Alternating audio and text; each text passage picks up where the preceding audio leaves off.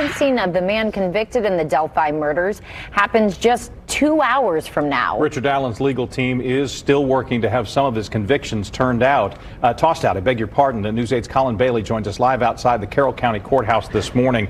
Break down what's set to happen.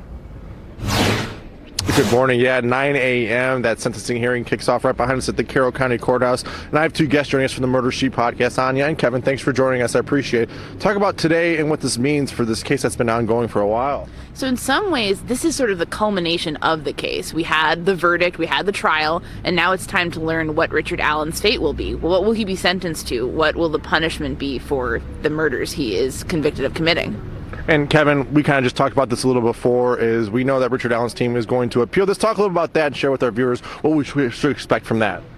Yes, Richard Allen's team has signaled through court filings that they do not believe that this is the end of the story, that they believe they have grounds for an appeal and a potential second trial. And so because of that, they instructed Richard Allen not to participate in any of the processes or procedures leading up to the sentencing hearing. And I know we talked about this a little as well, is that gag order that may be lifted. We may hear from the families of Abby and Libby for the first time. What does that mean? Absolutely, yeah. The families in this case have been gagged for quite some time since the start of this case, in terms of Richard Allen's adjudication.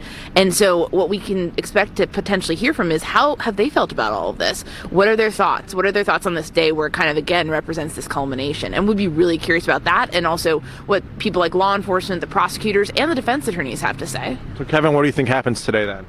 I think the defense themselves in their sentencing memorandum predicted that it is very likely that Richard Allen is going to get a sentence that will guarantee that he will spend the rest of his life behind bars. I appreciate you joining us. Thanks for joining us again. 9 a.m. That sentencing hearing begins right behind us at the Carroll County Courthouse. And we'll have teams here all day long covering you on air and online as well. But for now in Delphi, I'm Colin Baillie for Wish TV, wishtv.com, or follow us on Facebook for updates. Colin.